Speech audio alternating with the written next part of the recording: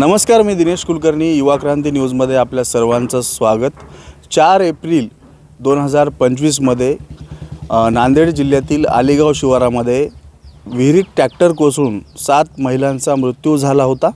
आणि 4 एप्रिल 2026ला देखील म्हणजे एक वर्षभरानंतर त्याच दिवशी नाशिकच्या दिंडोरीमध्ये देखील विहिरीत एर्टिगा गाडी कोसळण्याची घटना घडली. तब्बल त्याच्यामध्ये 9 विद्यार्थी आणि विद्यार्थ्यासकट महिलांचा देखील समावेश होता. ते देखील त्या ठिकाणी मृत्युमुखी पडले. सांगायचा उद्देश हा आहे की ज्यावेळी 4 एप्रिल 2025मध्ये वसमत तालुक्यातील गुंज गावच्या महिला शेतामध्ये कामासाठी गेल्या होत्या आणि त्यांचं ट्रॅक्टर जे आहे ते त्या आलेगाव शिवारातल्या नांदेड जिल्ह्यातील आलेगाव शिवारातल्या विहिरीमध्ये कोसळलं होतं. त्यांचा 7 महिलांचा मृत्यू झाला होता, दुर्दैवी मृत्यू झाला होता. आणि अक्षरशः त्या मृत्यू झाल्यानंतर संपूर्ण हिंगोली जिल्हा हा शोकसागरामध्ये शोककळा पसरली होती हिंगोली जिल्ह्यावर. आणि राज्य शासनाने मृतांच्या नातेवाईकांना प्रत्येकी 5 लाखाची मदत देखील जाहीर केली होती आणि केंद्र सरकारने देखील 5 लाखाची मदत जाहीर केली होती असं मृत कुटुंबियांच्या नातेवाईकांचं म्हणणं आहे. आणि राज्य शासनाची त्यांना मदत मिळाली आहे 5 लाख, पण केंद्र शासनाची आत्तापर्यंत मिळालेली नाही आहे. खरं तर त्यावेळीची परिस्थिती त्या ठिकाणची, त्या गावची लहुजीनगर म्हणून जे गाव होतं त्या ठिकाणची परिस्थिती अक्षरशः लाईट नाही, रस्ते नाही, अक्षरशः पत्र्याच्या घरामध्ये त्या ठिकाणी लोक राहत होते. आणि या मुलाला जर तुम्ही पाहिलं असेल तर हा कृष्णा आहे. याची आई त्या ट्रॅक्टर विहिरीत कोसळलं होतं त्या घटनेमध्ये दुर्दैवी त्याच्या आईचा मृत्यू झाला. काय घटना घडली होती आणि आज वर्ष उलटते आणि तुम्ही म्हणताय की तुम्हाला मदत अजून मिळाली नाही. घरकुलापासून तुमचं ते लहुजीनगर वंचित, ते रस्ते नाहीत, लाईट नाहीत. आणि त्यावेळेस तर मोठमोठे राजकारणी, पुढारी, आमदार, खासदार येऊन तुम्हाला मदत करत होते. मला एवढंच म्हणायचं आहे की आज 4 एप्रिल 2025 रोजी घटना घडली होती. आज 4 एप्रिल होऊन गेलेलं आहे, 1 वर्ष पूर्ण होऊन गेलेलं आहे. पण त्या ठिकाणी कोणतीही राज्य सरकारची कोणतीही योजना त्या ठिकाणी आणखी मिळाली नाही. एक गोपछडे साहेबांनी थोडं लाईनीचं काम करून दिलं, त्याच्यानंतर कोणत्याही प्रकारची त्या ठिकाणी आणखी सुविधा उपलब्ध झाली नाही. घरकुलाचे वचनं दिले होते, वचने बी आणखी कामापुरतीच राहिली. आणि मला असं वाटतं थोडक्यामध्ये ते कागदावर फक्त लेखी स्वरूपामध्ये मागून घेतलं, याच्यावर सही कर, त्याच्यावर सही कर, सह्या करून घेतलेल्या आहेत. आणखी कोणत्याही प्रकारचं त्या ठिकाणी त्या लोकांना, पीडित कुटुंबांना कोणत्याही योजनेचा लाभ भेटला नाही. राज्य सरकारचे 5-5 लाख रुपये आले, त्याचं काय झालं? राज्य सरकारचे 5-5 लाख रुपये प्रत्येक कुटुंबाला मिळाले. आणि मिळाल्याच्या नंतर त्यांनी त्यांच्या लेकरा बाळाच्या अकाउंटला काही टाकलेली आहेत. बरं, आता मग मदतीची अपेक्षा काय आहे तुम्हाला? मला एवढंच म्हणायचं आहे की बुवा जे केंद्र सरकारनं घोषणा केली होती त्या केंद्र सरकारचे 2 लाख रुपयाची घोषणा आणखी त्यांनी समजा कागदावर ठेवलेली आहे, यांच्यापर्यंत मिळाली नाही.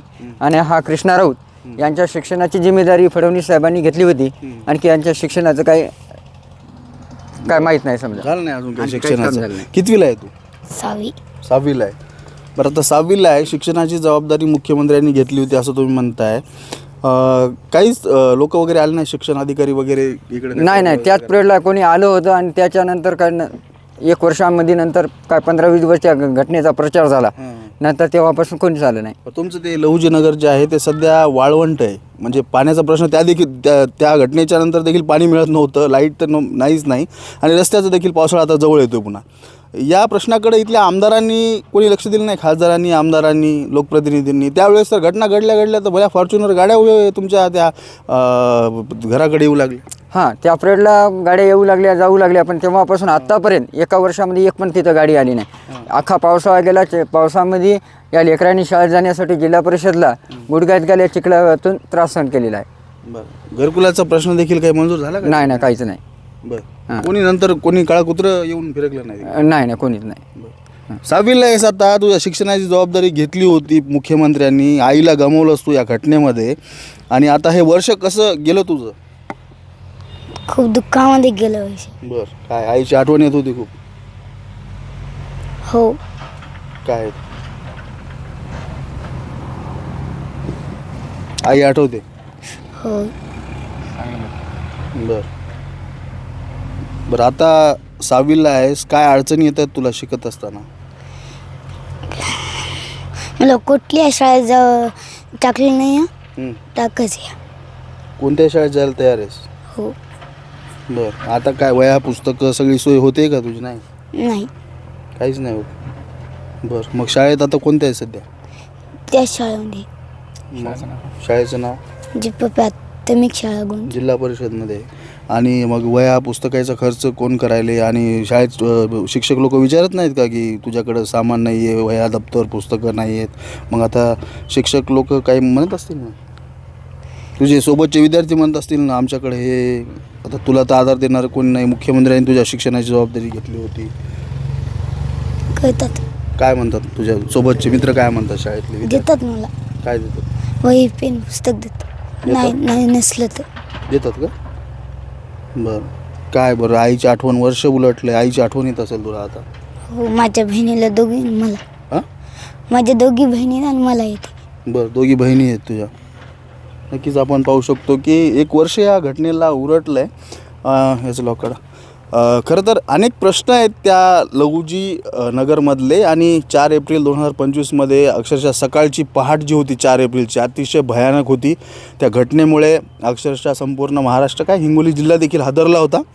आणि अत्यंत दुर्दैवी घटना म्हणावी लागेल, कारण 7 कुटुंब जे आहेत त्या ठिकाणी त्या दिवशी उद्ध्वस्त झाले होते. घरकुलाचा खरं तर या ठिकाणचा प्रश्न महत्त्वाचा आहे, त्यांनी मांडला. आणि अपघातात 5 महिला आणि 2 तरुणींना आपला जीव गमवावा लागला होता त्या अपघातामध्ये. तर असे बरेचसे प्रश्न आहेत त्या लहुजीनगर भागातले, जे गुंजच्या जवळपास किती किलोमीटर आहे ते गुंजच्या? कुठून? गुंजपासून तुमचं 1 किलोमीटर अंतरावर गुंजपासून.